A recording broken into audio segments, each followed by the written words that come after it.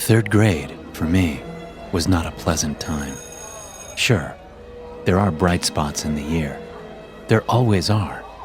Overall, though, I rate third grade a 1 out of 10, and that's probably being generous. My mother and father were not exactly great role models in my life. My dad was cold and, in retrospect, probably a sociopath, or at least a narcissist. He rarely spent time with me, and when he did, I could tell he regretted it. Usually, he did his best to forget I existed. My mother was kinder. Sometimes she helped me with my homework, and she always drove me to school. When she dropped me off, she'd wave goodbye with a smile and, as if reading from a script, tell me she loved me and hoped I had a good day. I liked my mom. Sometimes, I think I even loved her. At least, when she wasn't drinking. Her vice made sense in retrospect, given the man she decided to shore up with. But what didn't make sense, especially to 8-year-old me, were the relentless insults she'd throw my way. Lazy, waste of space, brat, dumbass. These were all mainstays of her vocabulary, never far from her lips once they'd been soaked with wine. My escape from the depression of my home life was school. Growing up, I loved everything about it. I loved hanging out with my friends, loved learning new subjects, and I especially loved the teachers who always had time for me and never drank, and always remembered my name. One of those teachers was Mr. Gilad, a boisterous, heavy-set man with bushy eyebrows and an uncanny ability to brighten the room. He wasn't my teacher, but he was my best friend Oscar's, and because of that, I often crossed paths with him. The first time I ever told him my name, he remembered it, like magic. Every day after, he'd greet me in the hallways with his beaming smile and booming voice. "Walter, how was class today?" I would always tell him exactly how it was. Usually it was good, but sometimes it was frustrating or boring. No matter what, though, Mr. Gilad always listened intently, eyes focused on me and a grin on his face. It was like we were the only two people in the world. He was the first person I met that inspired me to be better than I was, and the first person that made me believe I actually could be. One autumn day, I was feeling particularly low. In the middle of the previous night, my mother had woken me up. I smelled wine on her breath, and I asked her if she had been drinking again. She told me to shut up, that it was none of my business. Swaying on her feet, she stood over my bed, staring at me. I remember feeling horribly nervous, because there was this sense of hatred in her eyes, and the way she studied me almost seemed like she was making a decision. "Mom," I remember asking, "can I go back to sleep now?" She didn't reply. Instead, she left the room. I curled back into my covers, nervous and afraid. Although what I was nervous and afraid about, I couldn't exactly say. It felt like an intuition. Something deep inside of me, something primal, was screaming that the way my mother was looking at me was not okay. A few moments later, I heard the creak of my door opening, and there she was again, this time with a half-drunk glass of wine in her grip. "I wish I never met your father," my mother said, staring at me with dead eyes. "That way you'd never have been born, and I'd have enough money to enjoy my life." She watched me until she finished her glass of wine, and then she left. Door closed. Glass on my dresser. Unsure how to process what I'd just witnessed, I cried myself to sleep. The next day, I spent recess alone at the far end of the field. I didn't feel like I deserved friends. I didn't feel like I deserved to have fun. I didn't feel like I deserved anything. When the bell rang, I took my time getting back to class. As I entered the door of the school, I was greeted by an empty hallway. The rest of the students had already returned to class. My stomach twisted, knowing I was in for a talking to, and probably a detention once I got back. "Walter!" a voice shouted. "Mr. Gilad." Out of all the teachers I could have crossed paths with, somehow Mr. Gilad felt like the worst. He was the one adult that actually cared about me. For him to see me like this, out in the middle of the hall when I should have been in class, it probably destroyed whatever goodwill he had for me. "Sorry, Mr. Gilad," I said, my eyes downcast. He wasn't angry. Instead, he knelt down in front of me. "Is something wrong?" I shook my head, but for one reason or another, the floodgates opened. My face scrunched up in a grimace, and then I started to sob. Before I knew it, I was bawling my eyes out in the empty hallway. He took me by the shoulder and ushered me into a classroom undergoing renovations. He closed the door and sat me down at the teacher's desk. "What happened?" he asked me, his voice calm and kind. I told him everything. I told him about my father's cold indifference, my mom's drinking, and how last night she had woken me up to tell me she wished I'd never been born. I worked all of it out between sobs, my nose runny with snot and my cheeks soaking wet with tears. Mr. Gilad pulled me into a tight hug. "I'm so sorry, Walter," he said. At length, he let me go and then sighed. "You know, it's tough to talk about these things at times, but it's important that we do. My parents weren't especially kind to me either." It seemed strange to me that somebody like Mr. Gilad, the kindest man I knew, could have had parents who were anything less than saints. I didn't know what to say, but thankfully I didn't need to say anything, because he kept talking. "Something important that I think a lot of people learn far too late in life is that none of us are defined by our parents or our upbringings. Our future is our own. We get to choose who we become." "We do?" I asked him, calming down.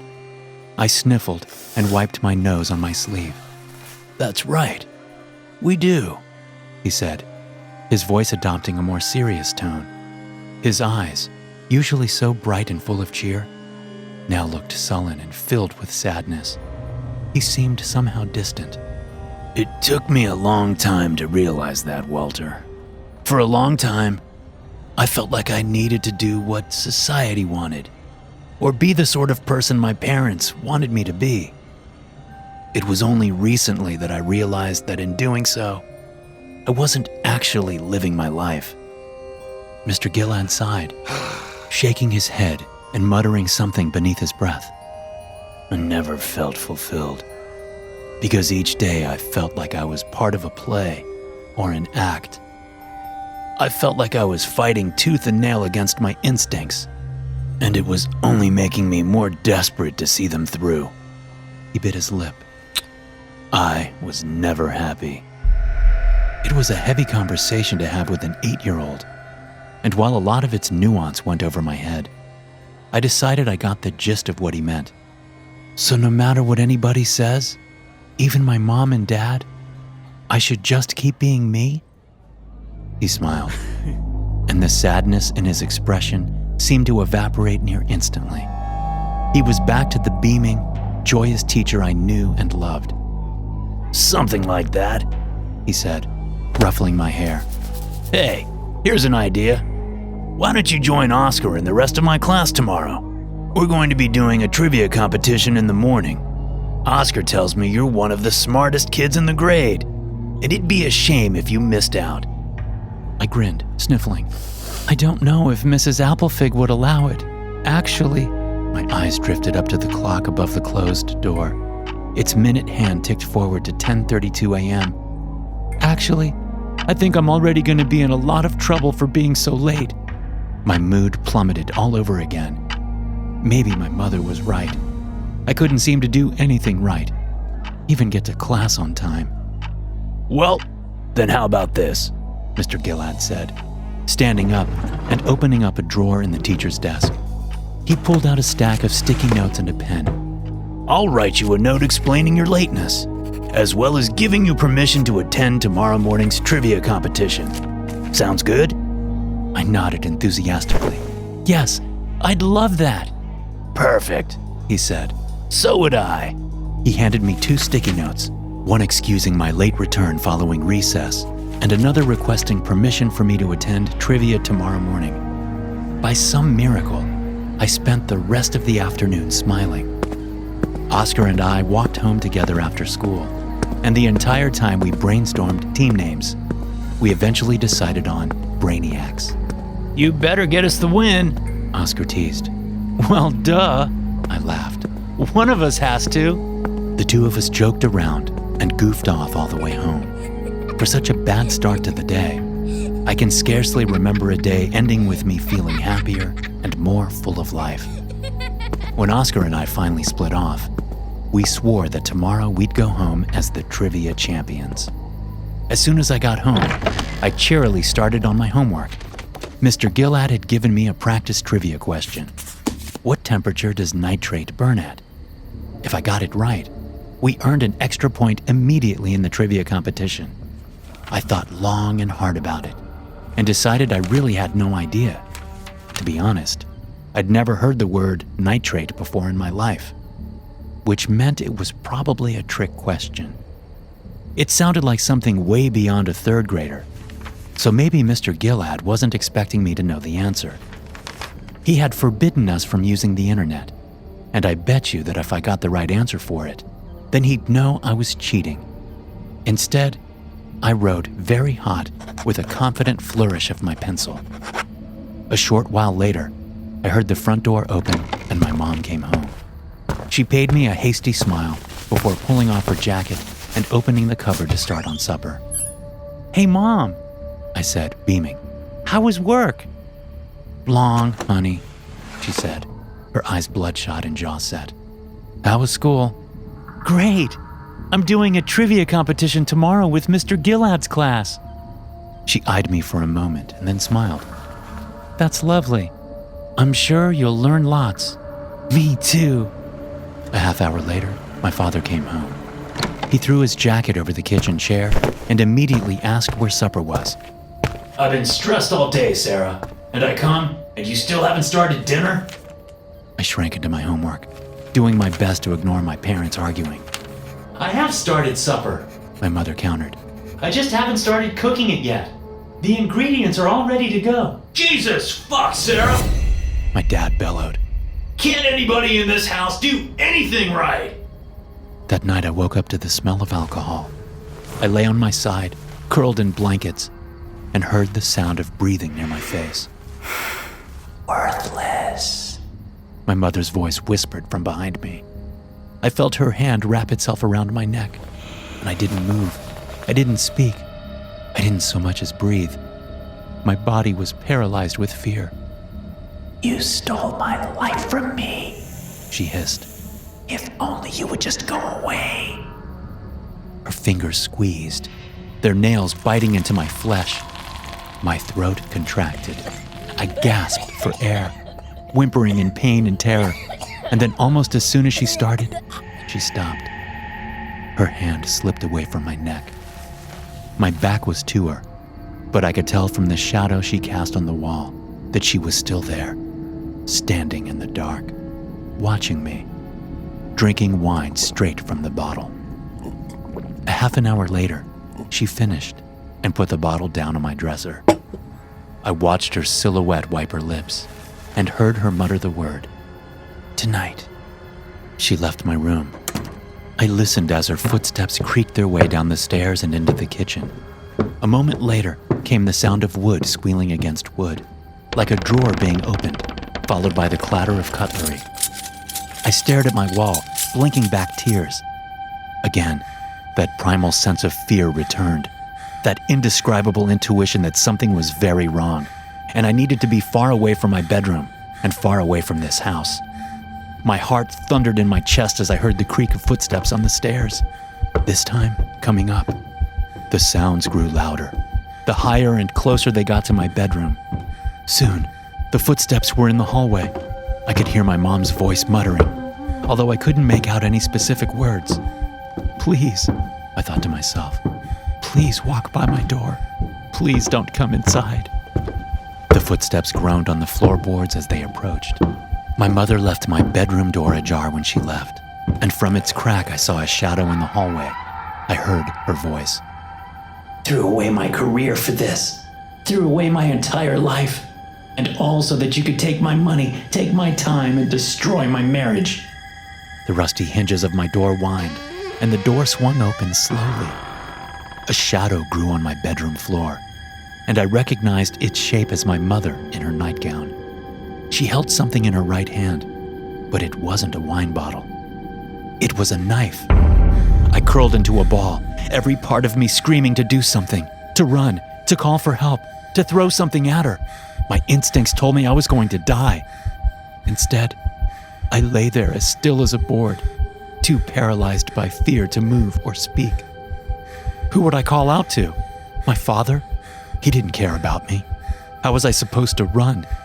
My mother was blocking the doorway. What was I supposed to throw at her? The only thing I had nearby was my lamp, and I knew it wouldn't hurt her enough to stop her from hurting me. She walked toward my bed, standing beside it, knife in hand. I stared at her, hyperventilating with panic. She looked back into my eyes. She kept moving her lips, muttering words, but not loud enough for me to hear. Her face was painted with revulsion and hatred, and every so often she would lift the knife up and threaten at stabbing it down toward me. Then she turned on her heel and left my room, closing the door behind her. I lay there, sat up in bed, my body too awash with adrenaline to even dream of sleeping, or thinking, or doing anything. I just waited, wired and awake. I waited for her to come back and kill me. She never did. The sun rose, and with it came the sound of cars in the street and dogs barking in their yards. I nervously stepped out of bed. My feet were cold against the hard wood, but I barely noticed. All I could think about was my mother and how she would react this morning. Usually she was full of smiles and affection after she'd slept off the booze, but after last night I wasn't so sure. Something seemed to have changed in her. When I made my way downstairs for breakfast, she wasn't there. Normally, she was eating her porridge and ready to grab my cereal of choice from the cupboard. This time, it was just me. The house felt empty, lonely. I clambered onto the countertop and opened the cupboard, pulling out a box of Frosted Flakes. I did my best to remember what Mr. Gilad had told me the day before. It doesn't matter what my parents think of me, I thought to myself. I need to forge my own path and listen to my heart. I have to do what I think is right and not let anybody, my parents or otherwise, get in the way of that. I thought about his words over my bowl of cereal. Even if my dad didn't love me, and even if my mom wished I'd never been born, I could still find my own path in life. As I ate, I monitored the digital clock sitting on our kitchen counter. It was a habit I picked up because my mom was always very strict about ushering me into the car by 7:15 a.m. so she could drop me off in time to get to work. Right now, it read 7:45 a.m. She was nowhere in sight. A minute later, I heard the familiar creak of footsteps on the stairs, and my mood picked up. Even after everything that had happened last night, my mom hadn't hurt me, and I still had my trivia competition with Mr. Gilad and Oscar to look forward to. Maybe Mom realized she loved me too much to hurt me. The creaking stopped as the footsteps reached the landing, and my dad bustled around the corner, adjusting his tie. He paused, seeing me at the kitchen table. "What are you doing here?" "Waiting for Mom," I said quietly. "Excuse me?" he said, his voice rising. I swallowed. My father had a way of making me feel smaller than I already was. "Waiting for Mom, Dad." He stared at me with something between irritation and disbelief. "Your mom's not home." "What?" "I said she's not home. Do you need a fucking hearing aid now too?"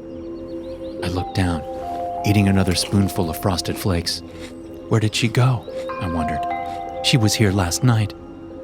My eyes drifted to the digital display. The clock now read 7:50 a.m. Class was starting in 10 minutes, and so was my trivia competition. It took at least 10 minutes to drive to school. "Dad?" I asked. Have you seen my briefcase? He said impatiently. No, sorry. Fuck! He snapped. That stupid bitch probably took it. He adjusted his collar and reached for the coffee pot before realizing it was empty and flinging it across the room. It shattered on the wall. Everything I do, he screamed, taken for granted. Mr. Gilad's words echoed in my head. To believe in myself, to trust in my instincts, to do what I felt I needed to do. I cleared my throat. Can you drive me to school? I have a trivia Do I look like your mother? He said incredulously. I stared at him, feeling tears welling up in my eyes. Eventually, I shook my head. I have a real job, he said, grabbing his jacket from the wall and opening the front door. I don't have time to play at being a parent. He muttered something about ingrates and then disappeared through the doorway, shutting the door behind him. I sat at the table for a few more minutes, too stunned to do anything. My mom was gone. My dad was gone. It was just me in the house now. My family didn't care about me. Nobody gave a damn. No, that wasn't true. Oscar cared. Mr. Gilad cared.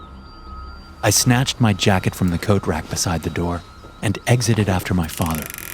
I used the key we hid under the rock in our garden to lock the house behind me, and I started jogging toward the school. Usually, when I walked home with Oscar, it'd take us just over an hour. Unfortunately for me, Hillcrest School lived up to its namesake. My school sat perched atop a large hill, overlooking the rest of Plumberry Township. At the top, it was really a spectacular view.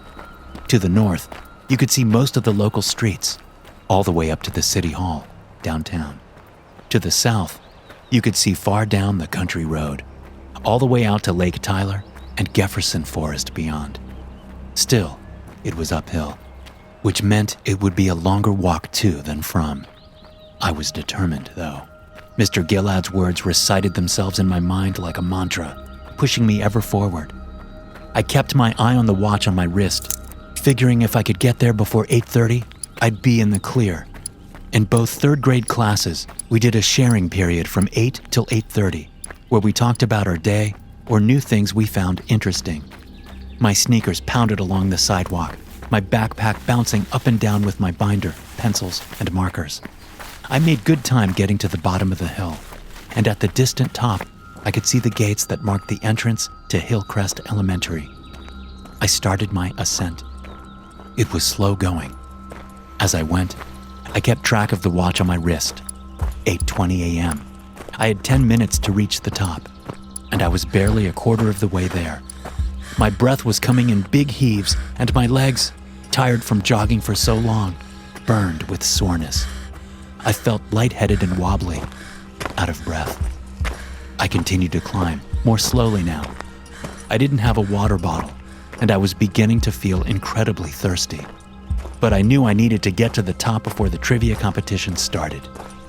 Somehow, even after everything that had happened with my mom and dad, I felt like if I could just win that competition, then everything would be all right. My mom would come home, and she'd realize how smart I was and decide that drinking wasn't worth it. And my dad would be so proud of me that he'd start taking an interest in my studies. My eyes drifted back to the watch on my wrist, and my heart fell. 8:45 a.m. How had I been walking up the hill for so long already? I stopped, catching my breath, and realizing none of it mattered anymore. I was way too late for trivia, and I was probably going to end up in detention besides that.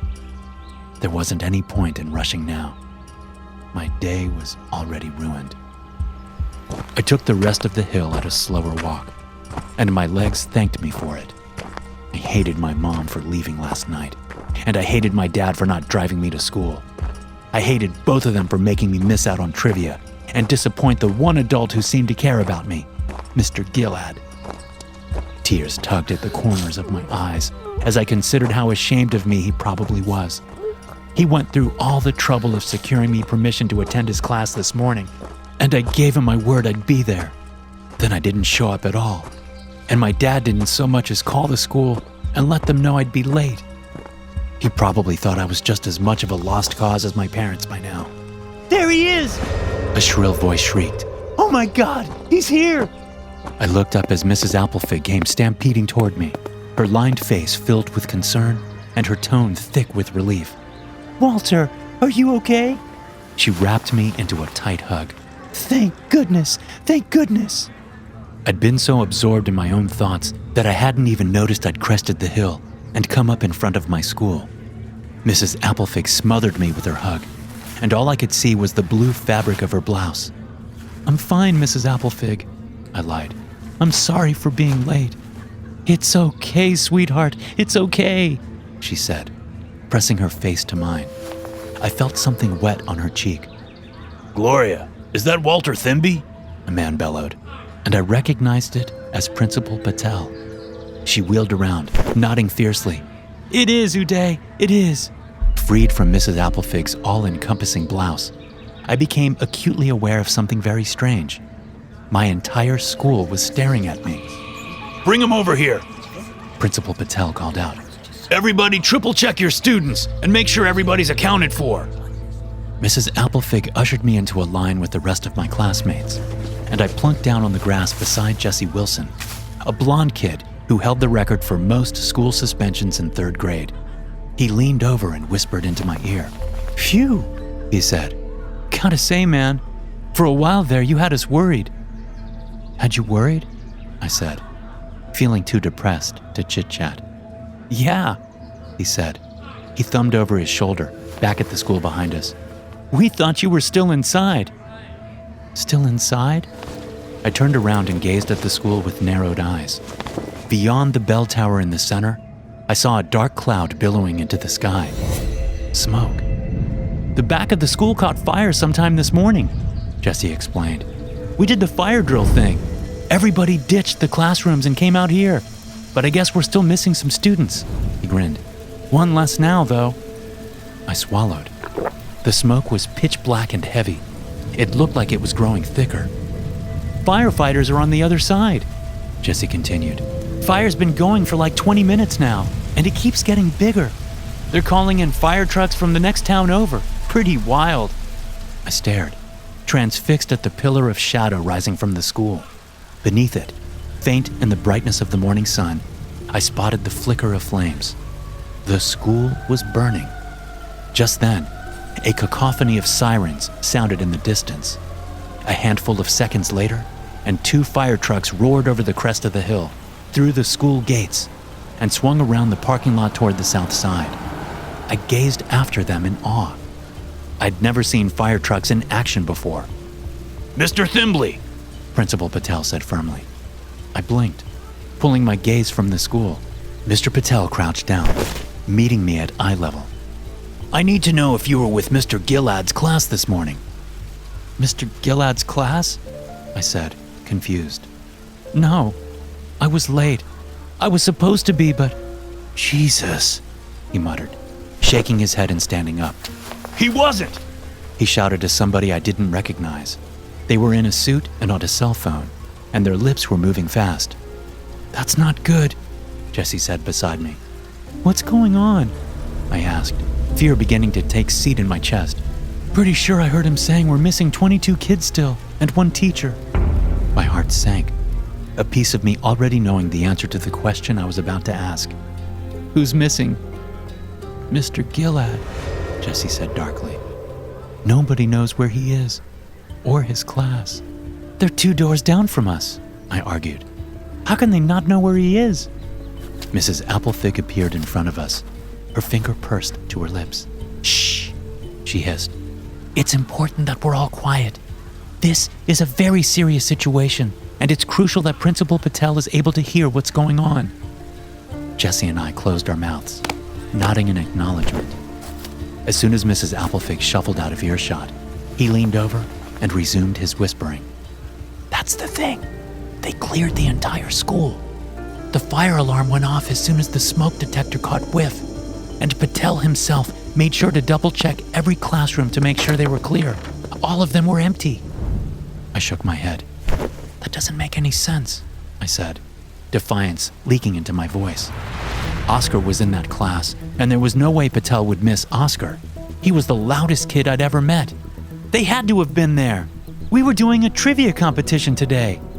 Jesse shrugged. Don't know what to tell you, man. That's just what I heard. My mind raced. Where could they be? Mr. Gilad had promised me there would be a trivia competition today. He hadn't told me to meet the class anywhere special. They had to be here. My eyes scanned the crowd of assembled students. Each class was separated into small ranks, with their teacher standing out front. I went over every one of them once, twice, then once again to be certain. No Oscar, no Mr. Gilad. No, just no. Again, I felt my emotions getting the better of me. Tears welled in the corners of my eyes, but I took a deep breath. Maybe they had met up at the school and then gone for a walk. I looked up at the cloudless sky and the warm sun. It was an uncharacteristically nice day for November. Maybe Mr. Gilad took them outside for the trivia competition so that they could enjoy the weather? Yeah, that was it.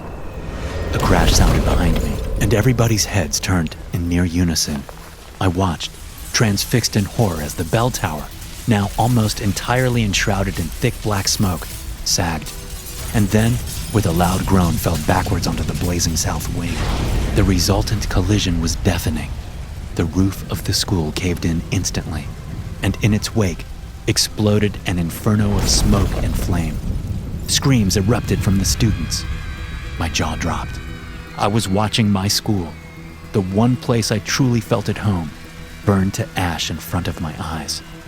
It felt surreal, like I was dreaming and couldn't wake up. It was Mrs. Applefig's crying that brought me back to earth. She had a hand covering her mouth, and she kept muttering the words, "Oh no, oh no, oh no." A minute later, a school bus arrived, and all of us whose parents hadn't picked us up yet were loaded into it. I remember resisting at first, telling Mrs. Applefig that I needed to wait for Oscar, but she kept crying and telling me I had to get on board. "Please," she said. "Please, Walter, please, just go." I relented, and 15 minutes later the bus dropped me off at home. I used the key in the garden to get back inside, and when I did, I called out for my mom. She didn't answer, so I went into the kitchen and picked up my phone, calling Oscar's house. Maybe he was home, sick. The ringer rang once, twice, 3 times, and then a voice picked up. Hello? It said breathlessly. Sarah, Matthew, is Oscar at your house with Walter? Please, we need to... "No," I said. "This is Walter. Oscar's not here." The line went quiet on the other end. "Is he not at home?" I asked. No. Said his mother's voice, though it was broken and filled with sadness. I heard her stifle a sob. I'm sorry, Walter. I have to go. "Okay, Miss Cortez." The line went dead, and I hung up the phone. I looked over at the clock. It read 10:54 a.m. My dad wouldn't be home for another 6 hours, so in the meantime, I made my way to the living room and turned on the TV, hoping maybe there was something on the news. I flicked through the channels until I spotted a newscaster in front of my school. Here in front of Hillcrest Elementary, where a vicious fire has caused the bell tower to collapse upon the south wing. Firefighters have managed to get the blaze out, and efforts to locate survivors, as well as fully assess the extent of the damage, have begun. The woman speaking, dressed in a nice 3-piece suit, turned her attention to somebody off camera. They exchanged a few words with her microphone down.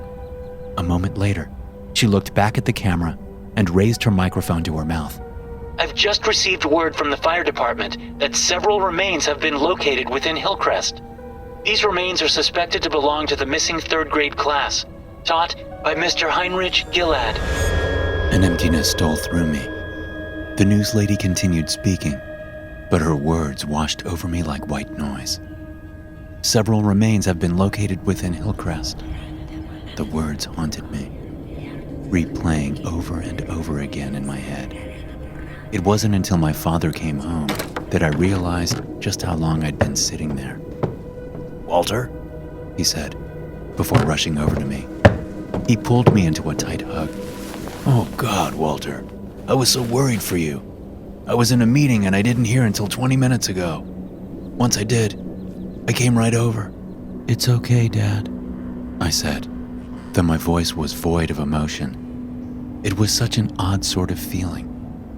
All of my life I had craved this sort of attention and affection from my father, and yet now that I was receiving it, it didn't mean anything to me. I felt empty inside.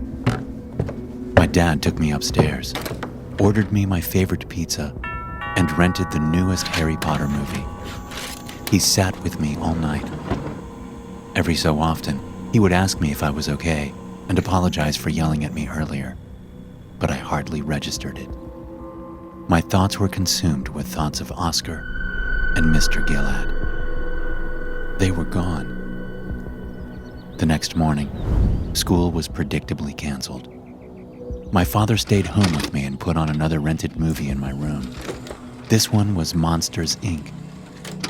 I only watched it for 20 minutes or so before I wandered downstairs. I found my dad on the couch in the living room, his back facing me, watching the news lady I'd seen yesterday. But she was in front of the scorched remains of the south wing of my school, and it looked like a windy day because her blonde hair was blowing all over the place. I'm again in front of the wreckage of Hillcrest Elementary's south wing, where 22 children and one man lost their lives early yesterday morning, in what can only be described as the greatest tragedy in Plumdale history. My dad reached for his mug on the coffee table and took a sip. It occurred to me that he must have taken the day off of work to stay home with me. Yesterday morning, a fire blazed, quickly spreading to the south wing and eventually reaching the bell tower.